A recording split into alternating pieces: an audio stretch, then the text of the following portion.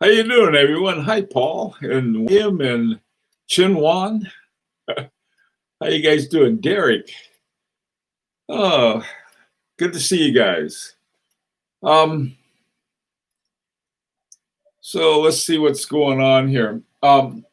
This morning we talked about getting going. Good. Well, you're not too far from where I am. I'm a Metro North ride from New York City.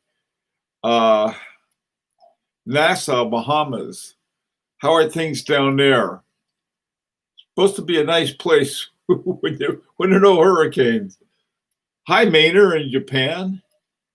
Boy, are you in Japan now? It was the reason I'm asking. It must be. Let's see what it would be like 4 or 5 in the morning there, something like that, pretty early. Hey, William, the Florida Keys. I'm reading a book now that takes place in Key West. By what's this guy's name? Carl Hassan. It's 6 a.m. Oh, okay. Well, that's not too bad. So let's see. Oh, good. All right, well, that's good to know. Hi, Junior. I used to live in Japan years and years ago, so I'm quite fond of it. Hey, Joseph, how you doing? Okay, guys. Let me ask you, how many of you have ever made your own watch? And by making your own watch, what I mean is that you took a movement, you took a case, and you took a dial, and you sort of put them all together, put hands on it, and that's it. That's as far as we're going to go. We're not going to do anything more complex than that. But it's one of the, if you're going to spend money on watch collection, this is one of the cheapest ways you can spend money and learn a lot about watchmaking. Hi, Mark, how you doing? So anyway, so this is what I hope to do. For those of you who are familiar with this already, who are with us this morning, bear with me. I'm going to be talking about similar and different things. Okay, Maynard, you put together a few of my own watches, the 64, 97, 98. Yeah, same here. Here's one I broke. This is one of my 64, 90. Let me see, it's always hard to tell. This is 64, 98. And I broke it, and I may be able to fix it, and I may not. I don't know what I did to it. It's sort of been limping around here for a while. Probably an ST36, which is a version of that. What I did. Hi, Nephron.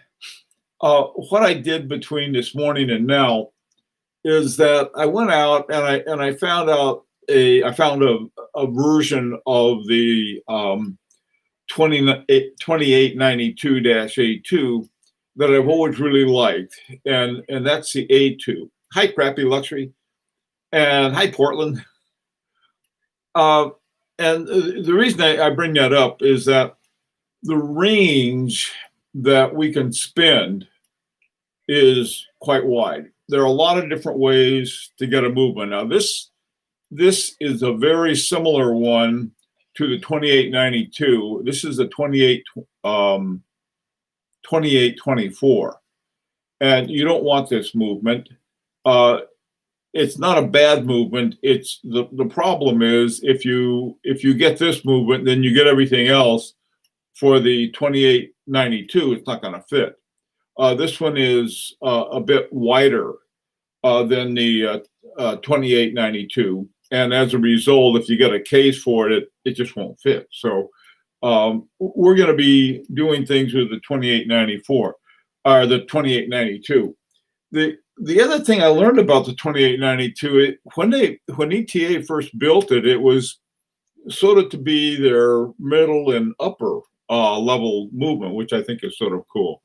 And I've seen it in a lot of watches that a lot of top watchmakers have used, and then they put on their own complication on top of it. So anyway, that's pretty much where we are with that.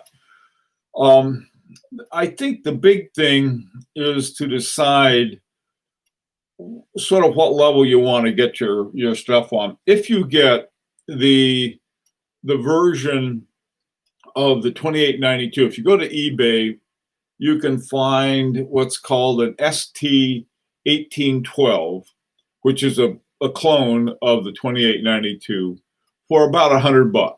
Okay, the one that I liked was about it was an A2, and I think it's about $250, something like that.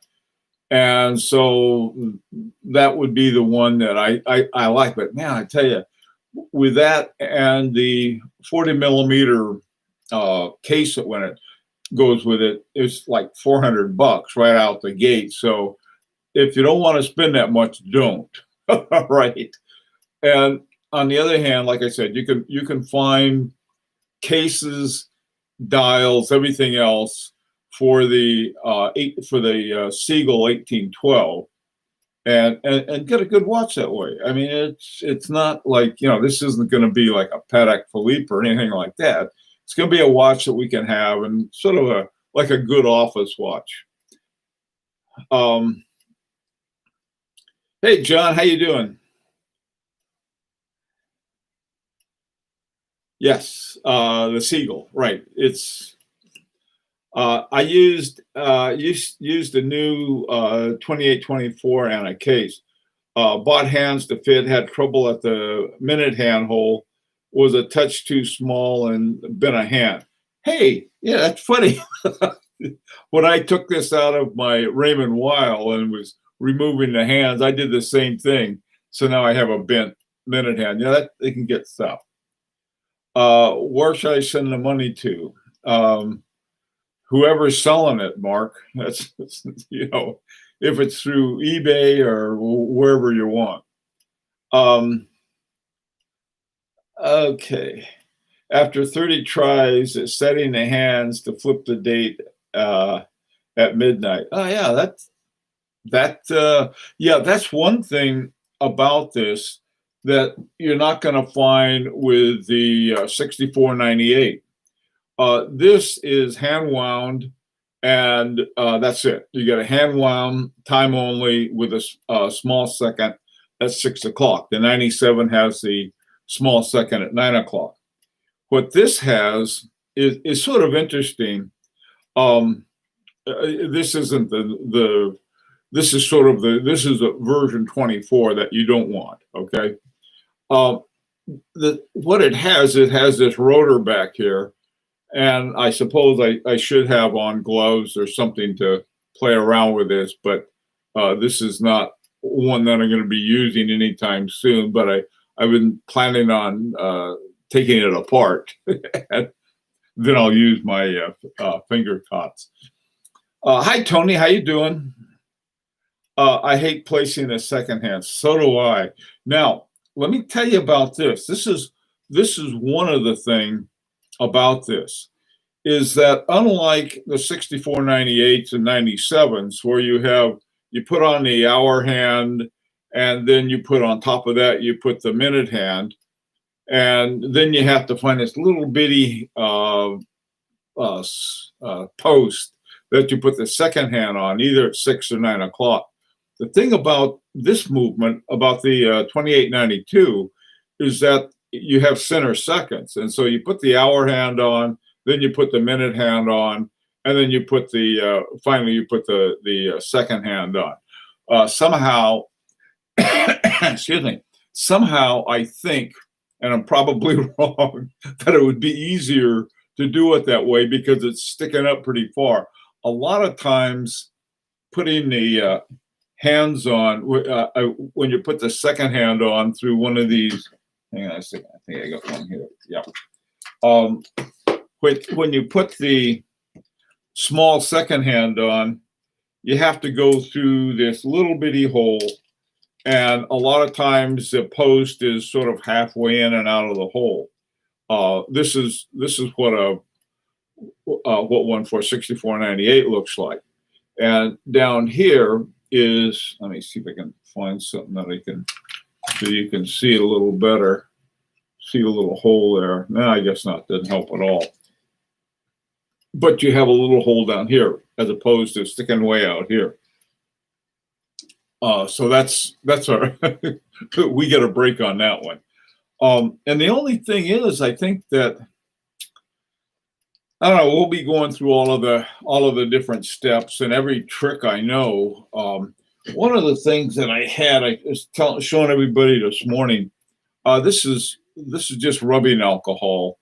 And I took an old pill box and just poured it in here for a place to put it.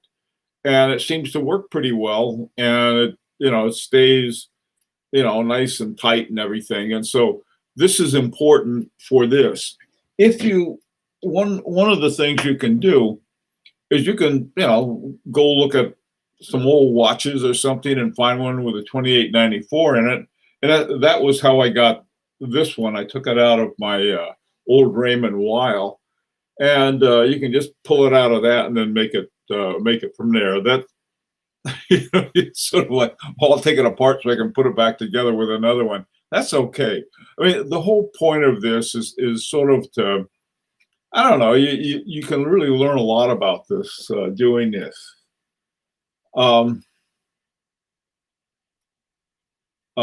Press on with hands at midnight. Yeah. Oh boy.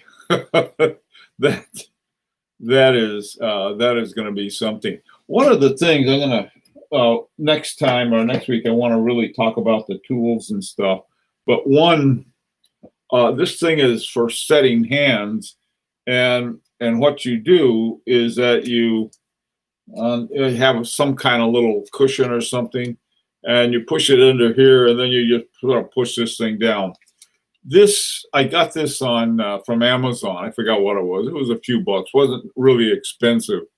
But man, I tell you, if for pushing straight down, it makes life a lot easier. The other thing, there's another tool to do it with too, and I like to use both of them. I use sort of this little hand stick they have for putting hands on, and I'll get it started, and then I'll take that thing and put it down where it belongs. Hey, Claudio. Good to see you. Hey, Abdul. How you guys doing? Okay, let's see. Hey, 40 Love, how you doing? Might there be any cases available that would allow me to mock up a VC 1921? There might be. Yeah. Essentially, what you'd need. Oh boy, yeah, 21, a VC 1921 would be pretty tough, and I'll tell you why. It's got the case has the winder over at about between 1 and 2 o'clock, and so that's sort of hard to do. Hi AS, how you doing, man? I'm waiting for my Rodico rubber cleaner, and then I'll have everything I need to put a watch together. Rodico, yeah, we'll be talking about Rodico. I use Rodico for everything. For those of you who aren't familiar with it, it's called Rodico putty, and it's a putty that you use for a lot of different things. One thing you can use it for is cleaning. Another thing that you can use it for, here's one right here. This is another thing I use in watchmaking. It's called this is a pegwood stick. It's just a wooden stick, but they're really handy for doing different things in a watch because first of all, they're really non-magnetic, and that's sort of a neat thing. And what I found, if I put a bit of Rodico putty on the tip, and I have especially with second hands, you go in and you got this little bitty hand, you're trying to pick it up with your tweezers, and it becomes almost impossible. But if you sort of put this on it, and then I lift it over and put it on the post for the second hand, and then take my tweezers and just set it down on there. But you can use Rodico putty for all kinds of stuff. And like I said, we'll be talking about that more next week on that. Are you going to make a list of tools we need for this project? Yeah, next week. Yeah, what I want to do is that I got really interested in this thing that just blew my mind. That's been going on for about the last 4 years, and it turned out to be much more not convoluted but complicated. And if you ever follow the money when you're trying to decide something, they'll use it like in fraud cases and things like that. And so I started, instead of following the money, I was following the characters into these different places. And I think that Switzerland watch businesses, everybody knows everybody. A good thing about tools is they can be cheap if you don't buy Bergson. Yeah, this is something else we're going to talk about. Burgeon tool. If you have a tool that you use a lot, I always try to get the best I can. Burgeon has some of the best tools. There are other things that you can get that you can simply order from, from Amazon or something like that. And this is one of the things we'll be talking about. This couple things here, actually. This is a very important and very handy little tool. It's just plastic, and like I said, you can pick them up on Amazon. And what you do when you're working on a watch, you don't want to have it uncovered when you have the movement exposed.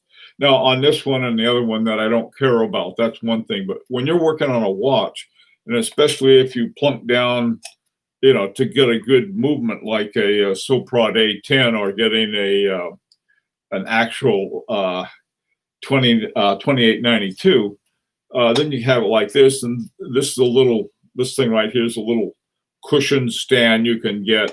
And a lot of these things, you don't have to, get the most expensive one in the world. And other ones, though, I do like to get really good tools. I think one of the most important ones, and this isn't necessarily for,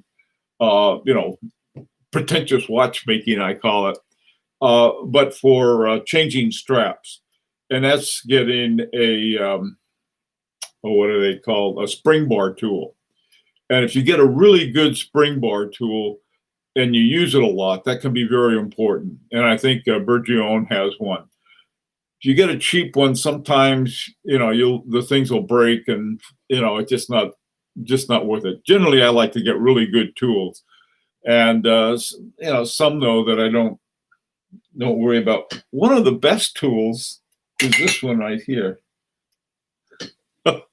This is a sticky ball, and what you do with it, the easiest kinds of cases to work with are the ones that unscrew.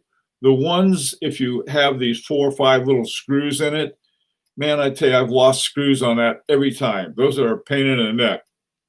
But with these, you simply screw them on and screw them off. And instead of getting those clamp things, I have one of those too. This sticky ball, I got it from Amazon, and it's for removing case backs. You don't have to.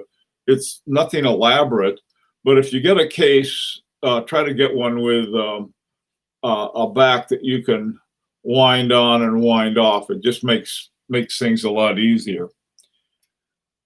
Hi in there, Sam. How you doing? You're right about screwdrivers needing to be good. Yeah, if not Burgeon. Yeah, there's some other ones too. This is Forbin. You're right about those tools. I agree too. There's things that I don't know. I don't know if there's such a thing as an expensive pegwood stick. You get a bundle of them and they'll last for a long time. Or another thing you can get a lot of is the papers. Now, one of the things that Mark asked about was, what about a list of tools? Well, before we get to a list of tools, I think we really have to, really make up your mind about the list of things you absolutely need for the watch itself. And there aren't a lot of things, but you gotta be careful about it. The first thing you need is a movement. Okay, now we're not using one of these. This is a 6498. We're using the 2892 A2. The Okay, so and that can be anything from a Seagull 1812 to an actual ETA 2892, or like what I'm going to get is what I want to get is a sole product. And so the expense, I think, for the sort of the kit of stuff will run between maybe 150 on the low end up to about 500 on the higher end, depending on what you want to get. Paul, buy cheap, buy twice. Yeah, often that's the case. And it depends. I think that Forbin was right. Some of the things you don't want to spend a fortune on when you can get exactly the same thing. If you go to eBay, and not eBay, but Amazon or someplace like that, and pick up some of the tools, they're pretty inexpensive. On the other hand, if you go to Essenger or one of those places, you sometimes can pay a lot more for exactly the same tool and the same brand and everything else. So give that some kind of thought. I don't think the sticky balls come in ones that are like really expensive or not. Like I said, another thing too. This is one of the things. Have a cup for anything that rolls around. There are two things that roll around on your workbench. One is a sticky ball, and the other one is a puffer or a little blower. And what you want to do with it, you blow the dust out of your movement. You see you're working with it. Let's say you get some crud on the tip of your screwdriver, and you scrape it off. And what you want to do, and you accidentally get it into your movement, you want to use something like this to get it out. This one's got a long nose on it. I have another one, and it's got a short nose, but I think this one is probably more useful on that. The scratches that the cheap tools will leave will cost money. Like I said, I want to talk about tools more next time, but we can talk about it some now. One of the things, what I think, is to get the minimum tools, and by the minimum tools, just get what you need. And I mentioned earlier, like I said this morning, in the two watchmaking courses that I've taken, I've given a set of tools, and I'm going to pretty much follow that. And I may even be a little more parsimony about it. The tools that we had, like when I took the Horological Society of New York, they had a weekend course that I took, and we took apart one of these and we put it back together again. All we used, they had 3 screwdrivers, the red tip, blue tip, and green tip. And that was all we needed. And that was to take the whole thing apart and put it back together. For this project, I'm trying to think the screwdriver, you'll need 1 screwdriver for loosening. There's, I think it's on, yeah, there's a little screw up here that you loosen. And when you loosen it, you can pull out the stem, and you have to pull the stem out and then cut it and get it to the right size and everything.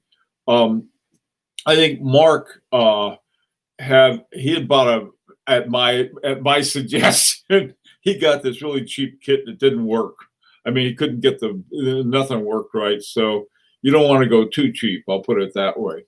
And say you need a screwdriver, you unscrew it and pull that out, and you clip it, and then you put it back in again, and so forth.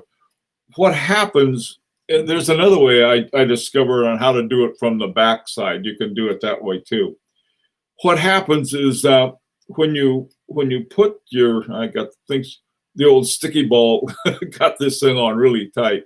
Um, when you have your movement inside of your case, this will be the front part that you look at, tell the time, and this is the back that you can see the movements and so forth.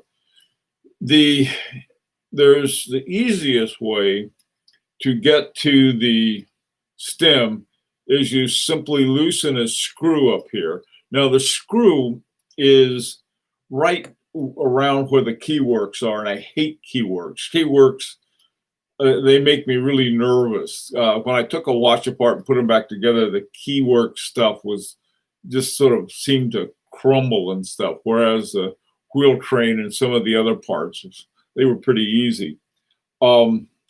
So you just have to do it once. So it's not that hard. You just have to be very careful about it. And like I said, if there's something wrong with the movement, it won't come out. But we'll talk about those things, and I want to go through everything, really take it step by step. Hey, hi, Greg, ETA 2892AT. Oh, good. Yeah, Greg, what have you done with the 2892A2? I really haven't done anything with it. What I did was that I looked at a lot of different movements, and I working with working with a 64, 98, 97, I've done that a lot. I thought, well, let's try something different that has an automatic movement. It's got a good reputation. So I read up on the ones, and the 2892 has a very good reputation. So, Greg, if you've had experience with it, 1 to 3 fast every day. Great quality for its actual cost. It is. Yeah, that was the big thing about the 2892 that I liked. It had it's a very, very good reputation.